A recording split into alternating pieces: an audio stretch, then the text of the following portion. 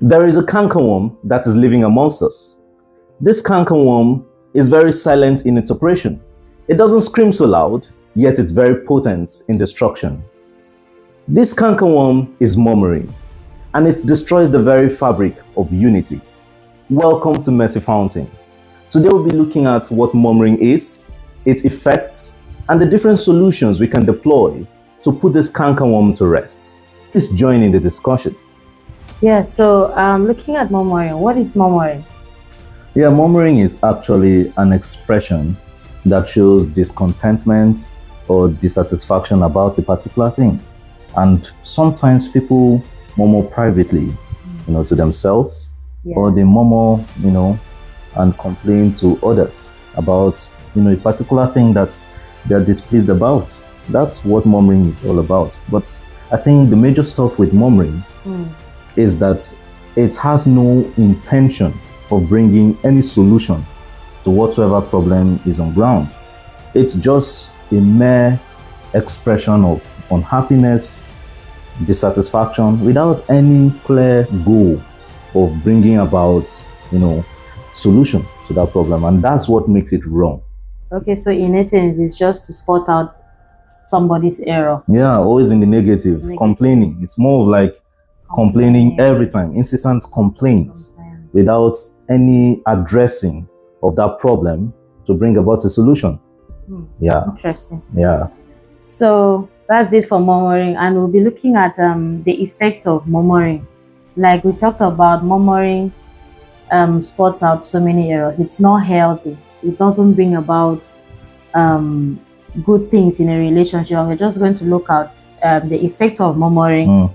And we'll be considering the fact that murmuring brings about disunity, whether it is in a family. It rips the presence of God. It just rips off the presence of God. The presence of God cannot thrive where there is murmuring. So looking at it from the angle of a family, if you put this into perspective, we discover that murmuring destroys homes. Yeah, very quickly. It destroys homes.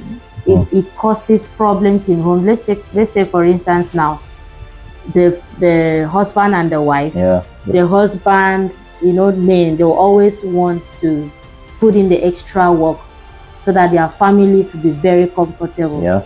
So the man works and maybe takes up extra hours and works, and the woman is in the house. She's all by herself, probably with the children, and she's complaining, she's murmuring that this man doesn't give me so much time that I would want. I don't get to see him. And because of this, it brings about problem in the home. She's always nagging, complaining, murmuring. And this is something that they can just settle it out by just having a conversation. Just sitting out, you talk about it, express your grievances appropriately and not just murmuring.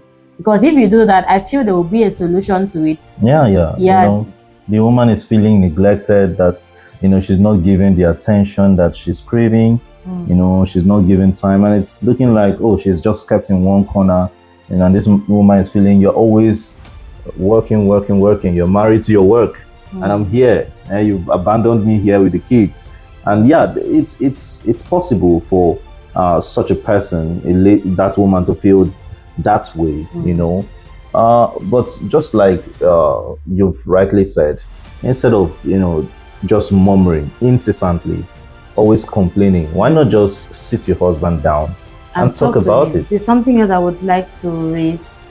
There's this thing that happens, let's say a man and a wife, the husband and the wife, they're having a misunderstanding. This one is very common in homes where the woman is just murmuring, walking around the house.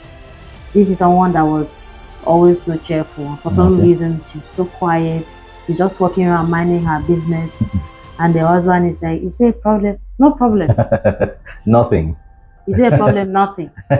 And you know that there is something. Women, we are just like that. And then, some men will be like, okay.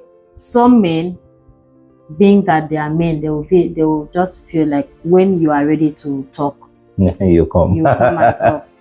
But on the flip side, that is not helpful in marriages, because that woman will continue to be like that.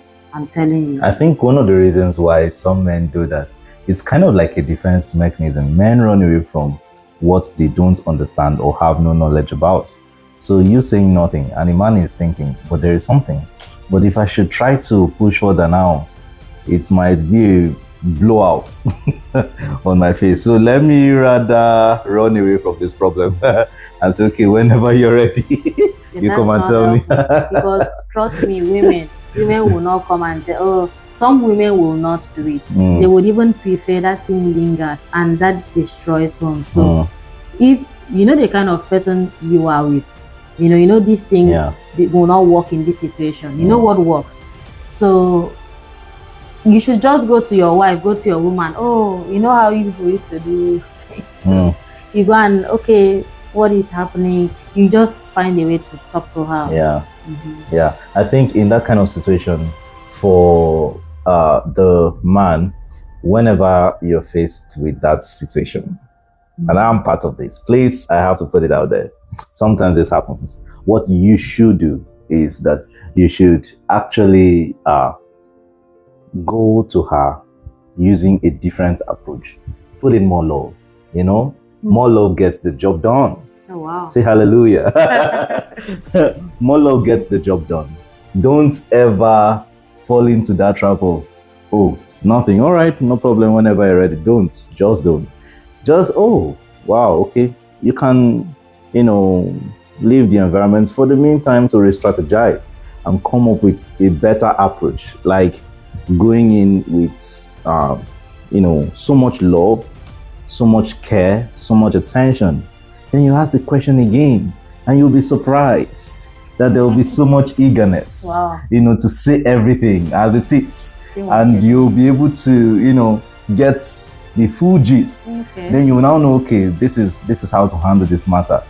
You see, they used to say, you run away from something to live to fight another day, right? Yeah. I can't really get the entire thing. Or you live to fight another day. That's the whole concept.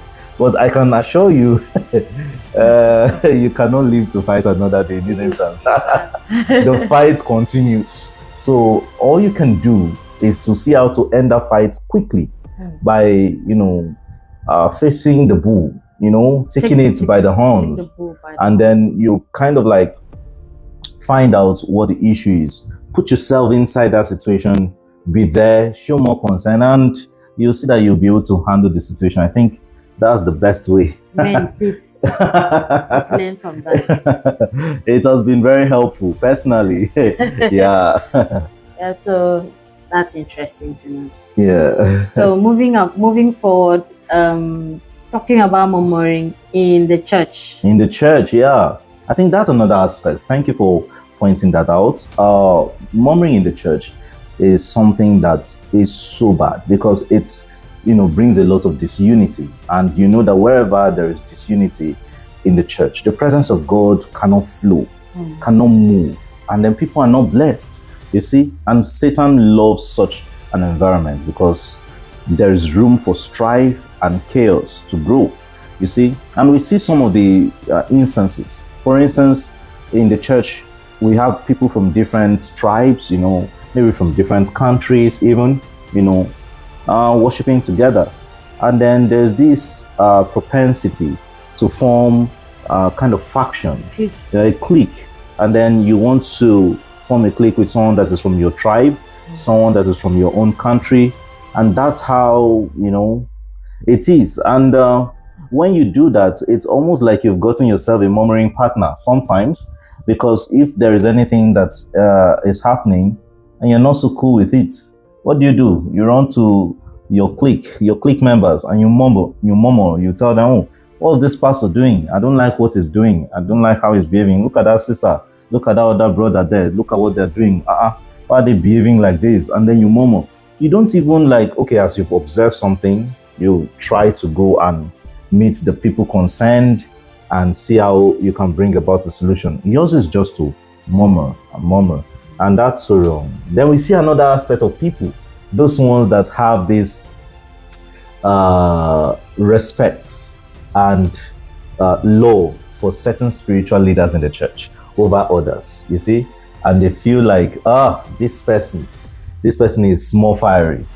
is more spiritual than the rest. Exactly. This one is so anointed. If he prays for you like this, there will be so many miracles.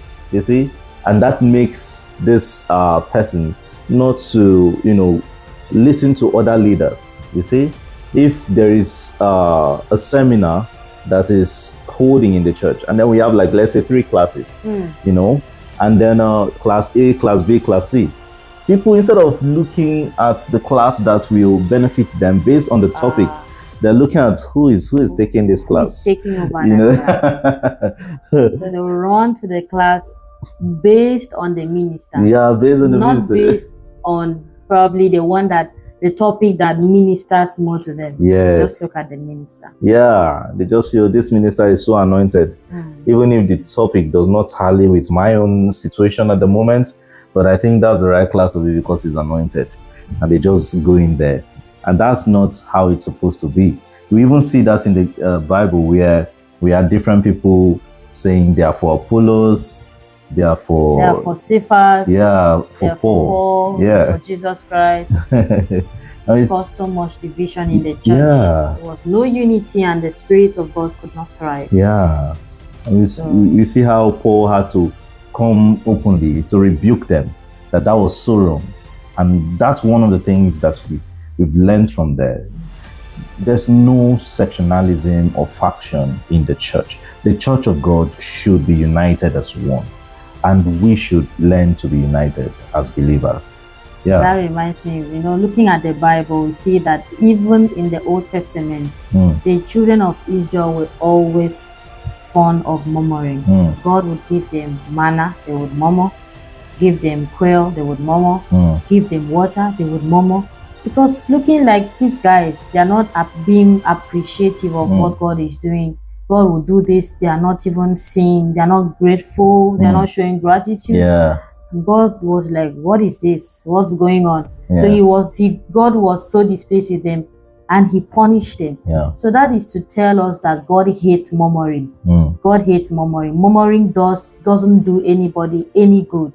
It doesn't. And then aside from that, you equally see the case of Miriam that murmured against Moses with the brother Aaron. Moses was being used, and she felt like God was using Moses too much, more than us. We are even Moses' elder siblings. Yeah. So they started murmuring, and instantly God struck Miriam with leprosy. That's to a great extent still showing us that God hates murmuring. God hates it so much. God hates it. It displeases God so much. In fact, because of that, the children of Israel couldn't even go into the promised land, because they're always murmuring. You're asking for food. God gave you heavenly manna. And okay, you need meat. Why not just ask God for meat? You rather went into murmuring, knowing fully well that God is able to give you the meat. The meat. All you just need to do is be grateful for this and ask. And he is willing to give you. But rather, no, you want to murmur. And that's made God so displeased with them. Yeah. That's one thing with murmuring. Murmuring has a way of beclouding your thoughts. You do not see the positives in somebody. Yes. Even if the person is removing her eyeball or his eyeball for you, you are not seeing it. You're always spotting out errors. The mistakes. One mistake the person does counters everything. You don't even care about what other things the person has done. It's terrible. Yeah. So moving ahead to murmuring in the place of work. This one is so common in the place of work. Yeah. A situation where there is somebody in a particular place of work that is more efficient and more productive than the rest. This person is very diligent, does her job, and there is little or no complaint about her. And then you are coming in, you are seeing this person.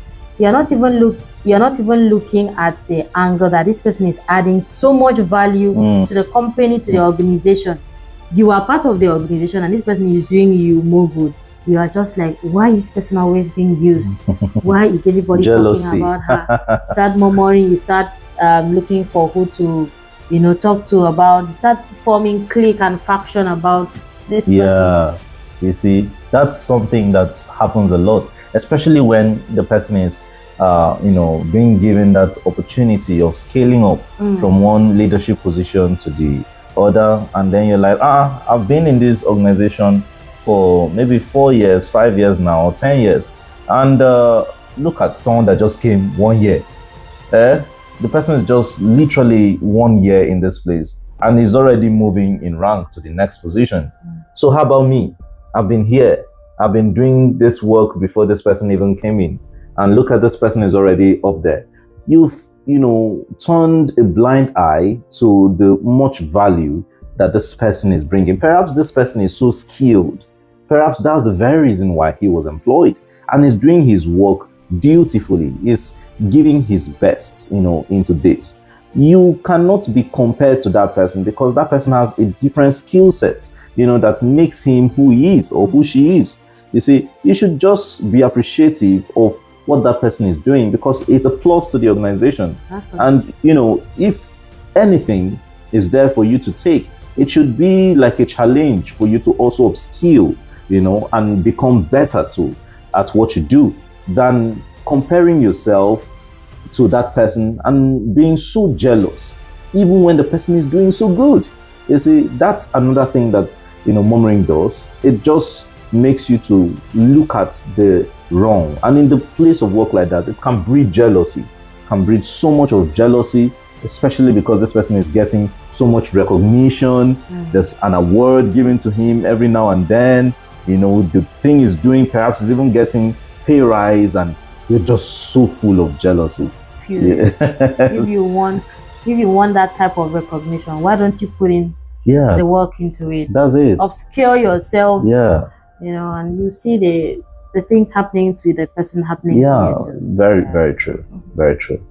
All right, we believe that you've learned quite a lot from today's lesson. We've also seen that there are better solutions and approaches, than murmuring. So instead of always complaining, incessant nagging, perhaps in the home, murmuring here and there, why not just look at, addressing that problem in a better way by approaching the person that you feel needs to be talked to, and then talking to the person and putting that matter to rest. You see, that intention of bringing solution to whatsoever problem you've observed is way better than murmuring. And murmuring takes away the presence of God from you so quickly. God does not stay in such a place where there is so much of murmuring. You see, it takes away the presence of God from you. So you don't gain anything by murmuring. It doesn't solve any situation or change any situation at all. It doesn't solve any problem. So please, let's change. Lastly too, I would just like to add that we should learn to be more grateful, more appreciative, because that on its own kills murmuring. When you're always looking at the positives in life. So true. All right, we'll stop there for today, and we know that you've been blessed. Please have a beautiful new week.